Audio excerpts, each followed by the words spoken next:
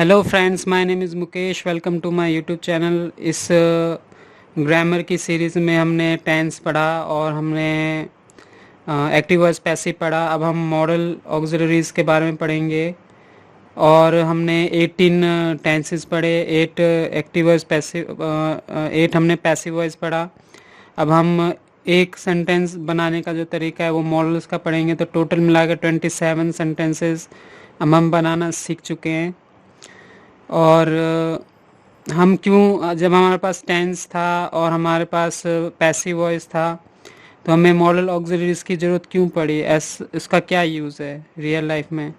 तो model auxiliaries को हम यूज़ करते हैं एडवाइस, किसी को एडवाइस देनी हो तब, किसी से रिक्वेस्ट करना है, परमिशन अगर हम मांगते हैं, किसी पॉसिबिलिटी के बारे में बोलते हैं, और कोई हमारा विश है, कोई हमारी डिज़ायरेबिलिटी है, और भी इन तरीके की चीज़ों को बताने के लिए हम मॉडल ऑक्सिलरीज का यूज़ करते हैं। मॉडल ऑक्सिलरीज 13 मॉडल ऑक्सिलरीज होती हैं। तो हम हमारे कौन कौन से मॉडल ऑक्सिलरीज हैं ये तो मैं आपको पहले ही बता चुका हूँ, लेकिन फिर से हम रिवाइज कर लेते हैं। जैसे shall, will, should, would, can, could, may, might, must ought to, used to, need and dare, ये हमारे 13 मॉडल ऑक्सिलरीज हैं। कुछ चीज़ें मॉडल ऑक्सिलरी सीखने से पहले कुछ चीज़ों को हमें ध्यान में रखना ज़रूरी है, उस पर हम डिस्कस करते हैं। जैसे कि we always use first form of main verb immediately after modal auxiliaries, यानी कि जब मॉडल ऑक्सिलरीज हम लिखते हैं, जैसे कैन, कुड, शैल, विल, उसके ठीक बाद हमेशा हम फर्स्ट फॉर्म का ही यूज़ करते हैं मेन वर्ब की। Modal auxiliaries have no S form, second form, third form और आईएनजी फॉर्म। मॉडल ऑक्सिलरीज जो हैं उसमें उसके ना एस ई एस लगता है, उसमें ना उसमें आईएनजी फॉर्म होती है, ना उसकी फर्स्ट सेकंड थर्ड फॉर्म होती है। उसके बाद अब हम नेक्स्ट पॉइंट की बात करते हैं कि जब हम मॉडल ऑक्सिलरीज के सेंटेंसेस बनाते हैं तो उसमें कोई भी पास्ट या पास्ट पार्टिसिपल नहीं होता है। और अगर हमें इसका पास्ट बनाना है तो हम main verb, present main verb के लेते हैं, सॉरी प्रेजेंट के हेल्पिंग वर्ब को लेते हैं, उसके बाद पास्ट के हेल्पिंग वर्ब हम लेते हैं, फिर उसका कॉम्बिनेशन बनाकर हम प्रेजेंट को प्रेजेंट वाले मेन वर्ब से, हेल्पिंग वर्ब से डिनोट करते हैं, और पास्ट को पास्ट वाले हेल्पिंग वर्ब से हम उसको डिनोट करते हैं या मॉडल ऑक्सिलरी से डिनोट करते हैं।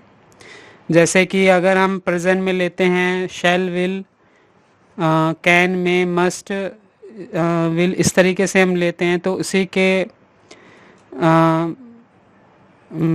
को हम रिप्लेस करते हुए, जैसे हम शैल के लिए शुड लेंगे, विल के लिए वुड लेंगे, कैन के लिए कुड लेंगे, मे के लिए माइट लेंगे और मस्ट के लिए हम हैड टू लेंगे रिस्पेक्टिवली। तो प्रेजेंट में हम शैल और पास्ट में शुड, इस तरीके से हम लेंगे, मतलब प्रेजेंट और पास्ट के लिए। जैसे कि हम जब डायरेक्ट इनडायरेक्ट स्पीच पढ़ते हैं तो अब अधिकतर इस चीज़ में ये चीज़ यूज़ होता है। जैसे एग्जांपल लेते हैं, जैसे he says that he will go there, तो हमने ही सेड दैट ही, अब हमने विल को वुड कर दिया, तो प्रेजेंट में विल और पास्ट में वुड हो गया, तो ही वुड गो देयर। एक और एग्जांपल ले, जैसे I think that I shall go there, इसको अगर पास्ट में अगर हम बोलेंगे तो I thought that I should go there. He knows that he can do this work, he knew that he could do this work. The farmer predicts that it may rain, the farmer predicted that it might rain. I feel that I must try this job. I felt that I had to try this job. तो मैंने आपको पांचों के example बता दिए कि present में अगर ये चीज़ है तो उसका पास्ट में अगर हम कन्वर्ट करेंगे, कोई पास्ट का सेंटेंस है जैसे डायरेक्ट इनडायरेक्ट स्पीच में होता है, तो उसमें क्या चेंज होगा। उसके बाद जो 11 जो हमारे 13 मॉडल ऑक्सिलरीज होते हैं, जिसमें जो 11 होते हैं उसमें वो सिर्फ हेल्पिंग वर्ब के एज ए हेल्पिंग वर्ब भी यूज़ होते हैं, लेकिन उसमें दो जो हमारे होते हैं, जो नीड और डेयर जो होते हैं, वो कभी कभी मेन वर्ब में भी कभी मेन वर्ब में भी यूज़ होते हैं, और कभी कभी वो मॉडल ऑक्सिलरीज के तरह भी यूज़ होते हैं। तो हम उसका एग्जांपल यूज़ करते हैं कि अधिकतर जो नेगेटिव का सेंटेंस बनाते हैं हम, इंटेरोगेटिव बनाते, नेगेटिव बनाते, तभी अधिकतर ये चीज़ें यूज़ होती हैं। मतलब नीड और डेयर हम as a modal auxiliaries use करते हैं। हम एग्जांपल देखते हैं, जैसे ही need not go there again. तो जो नीड है वो क्या है, वो हेल्पिंग वर्ब है यहाँ पे। ऐसा हमें क्यों पता चला, क्योंकि हम हेल्पिंग वर्ब के साथ ही नॉट लगाते हैं, ना ही कि मेन वर्ब के साथ लगाते हैं नॉट। यहाँ पे जो मेन वर्ब है वो गो है, ठीक है। तो इसलिए यहाँ पे modal auxiliaries as a modal auxiliaries need use हो रहा है। उसके बाद हमारा एक नेक्स्ट सेंटेंस है, ही नीड्स सम मनी। तो यहाँ पे जो नीड है उसके साथ एस लगा, तो हमें ये पता है कि हम हेल्पिंग वर्ब के साथ एस ई एस नहीं लगाते हैं, या मॉडल ऑक्सिलरी के साथ एस ई एस नहीं लगाते हैं, हमेशा मेन वर्ब के साथ ही एस ई एस लगता है। तो इसमें हमने नीड एक मेन वर्ब है, इसलिए हमने उसमें एस लगाया है। एक और एग्जांपल लेते हैं, डेयर का भी एग्जांपल लेते हैं। जैसे how dare you tell lie. तो यहाँ पर डेयर कैसे यूज़ हो रहा है, as a helping as a modal auxiliaries use हो रहा है, क्योंकि यू जो है सब्जेक्ट, उसके आगे हमने जहाँ पे हेल्पिंग वर्ब आना चाहिए वहाँ पे हमने इसको रखा है, और डब्ल्यू एच फैमिली के बाद रखा है। तो इसका मतलब है, और सब्जेक्ट के पहले रखा है, यानी यू के पहले रखा है, तो वहाँ हमने हेल्पिंग वर्ब की जगह रखा है। तो इसलिए यहाँ पे ये मॉडल ऑक्सिलरीज है। अब हम इसको नेक्स्ट हम लेते हैं और उसमें देखते हैं, एग्जाम्पल लेते हैं। You do not dare to speak on the dice.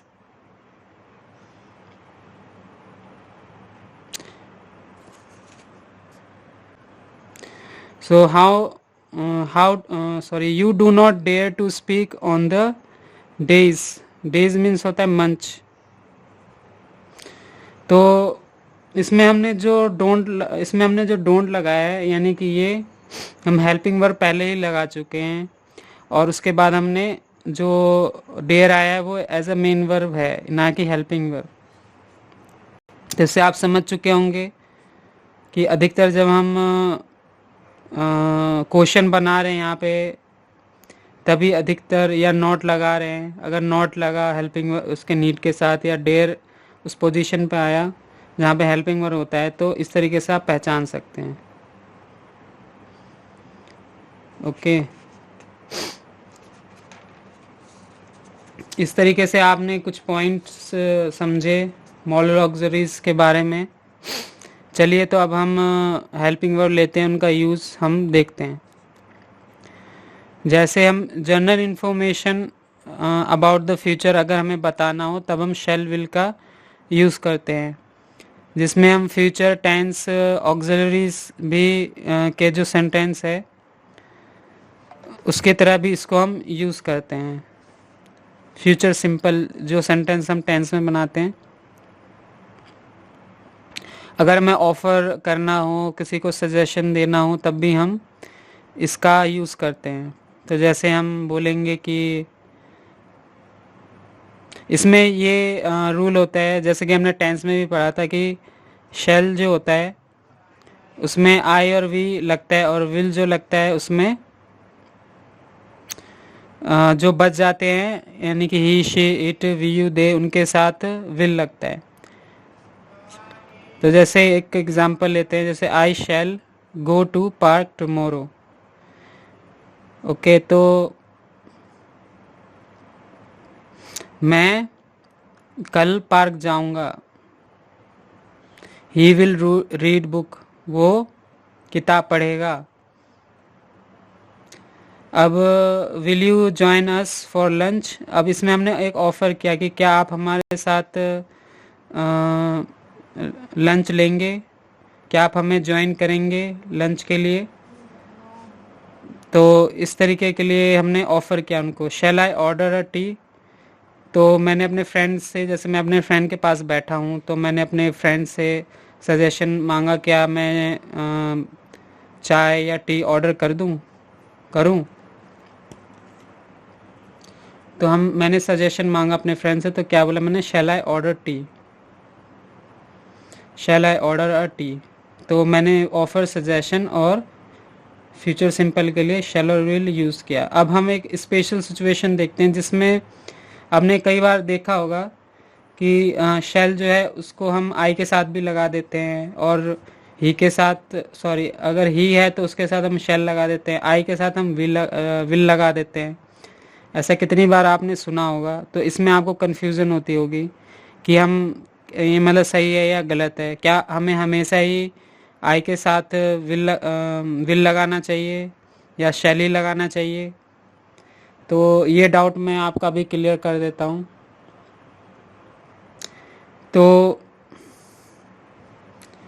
जब कोई स्पेशल सिचुएशन हो, जब हम किसी को प्रॉमिस करते हैं या हम किसी को थ्रेट करते हैं या हम किसी को कमांड देते हैं, तब हम आई के साथ हम लगाते हैं विल, और जो बच जाते हैं उनके साथ हम लगाते हैं शैल। यानी आई और वी के साथ हम लगाते हैं विल, और जो बाकी जो होते हैं उनके साथ शैल लगाते हैं, उल्टा कर देते हैं। तो जैसे कि आई will help you in your exam, तो ये क्या है, मैं प्रॉमिस कर रहा हूँ कि मैं आपकी मदद करूँगा आपके एग्ज़ाम में। अगर मैं सीधे बोल दूँ कि I shall help you in your exam, तो एक ये नॉर्मल सेंटेंस हुआ, सिंपल सेंटेंस, ये एक अलग सिचुएशन हुई। लेकिन अगर मैं बोलूँ I will help you in your exam, तब मैं आपको प्रॉमिस कर रहा हूँ कि यार I definitely help you in your exam. तो ये कुछ अलग भाव इसमें चेंज हो जाता है, हमारी फीलिंग्स, बोलने का तरीका चेंज हो जाता है। जैसे अगर हम बोलेंगे आई विल किल यू, तो आपने कितनी बार मूवी में या यहाँ वहाँ सुना होगा कि मैं तुम्हें मार दूंगा, या आई विल बीट यू बीटली, तो मैं आपको बुरी तरीके से मारूंगा अगर आपने मतलब ऐसा किया या इस तरीके की सिचुएशन आई। तो कभी आप ये नहीं सुनेंगे कि आई शैल किल यू, आप हमेशा सुनेंगे आई विल किल यू, क्योंकि आपने एक थ्रेट दिया, उसको धमकी दी, तो आपका भाव अलग है। अगर हम आई शैल किल यू बोलेंगे तो उसमें वो फीलिंग नहीं आएगी। अब इसमें उस फीलिंग को थ्रेट करने के लिए आई विल किल यू का हमने यूज़ किया। उसके बाद थर्ड जो होता है, I shall cook food for you shall cook food for me, तो इसमें हमने कमांड दिया कि आप मेरे लिए खाना पकाओ, आप मेरे लिए खाना पकाओगे। तो यहाँ पर मैंने कमांड दिया। तो आप अब समझ गए होंगे, आपको पूरा क्लियर हो गया होगा क्या क्या डिफरेंस होता है जब हम इसको चेंज कर देते हैं। उसके बाद हम शुड लेते हैं। शुड जो होता है वो एडवाइस और सजेशन के लिए यूज़ होता है। इसका मतलब होता है कि चाहिए आपको ये, आपको, जैसे हम कितने भी अपने लाइफ में कितना हम एडवाइस देते हैं लोगों को कि आपको सुबह उठना चाहिए, आपको बाहर का खाना नहीं खाना चाहिए, you should get up in the morning, और you should exercise daily, you should eat organic food, you should not go outside. तो किस तरह कितने हमें एडवाइस मिलते हैं। तो सब चीज़ों के लिए एडवाइस और सजेशन के लिए आप शुड का यूज़ करते हैं। तो जैसे कि हम कुछ एग्ज़ाम्पल लेते हैं, जैसे you should study for your exam, आपको एग्ज़ाम के लिए अध्ययन करना चाहिए। You should go to park in the morning, आपको सुबह पार्क में जाना चाहिए वॉक के लिए। तो ये सब एडवाइस हुआ। You should try the mango shake, तो ये सजेशन हुआ कि आपको ये चीज़ ट्राई करनी चाहिए। तो यहाँ एडवाइस नहीं, यहाँ पे क्या सजेशन कि आपको मैंगो शेक ट्राई करना चाहिए। तो इन दो फीलिंग्स को, एडवाइस और सजेशन को बताने के लिए हम शुड का यूज़ करते हैं, और शुड बहुत ही ज़्यादा यूज़ होने वाला मॉडल ऑक्सिलरीज है। सो आई होप फ्रेंड्स आपको ये वीडियो पसंद आई होगी। अभी मेरे और भी मॉडल ऑक्सिलरीज बचे हुए हैं, जो कि मैं आपको बताने वाला हूँ। तो बने रहिए इस वीडियो की सीरीज़ से। तो मिलता हूँ मैं आपको नेक्स्ट वीडियो पे। अगर आपको ये वीडियो पसंद आई हो तो लाइक कीजिए, और अगर इस वीडियो से रिलेटेड कुछ पूछना हो तो कमेंट कीजिए, अपने फ्रेंड के साथ शेयर कीजिए, और मेरे चैनल को सब्सक्राइब कीजिए। मिलता हूँ मैं आपको नेक्स्ट वीडियो में। Thanks for watching my video.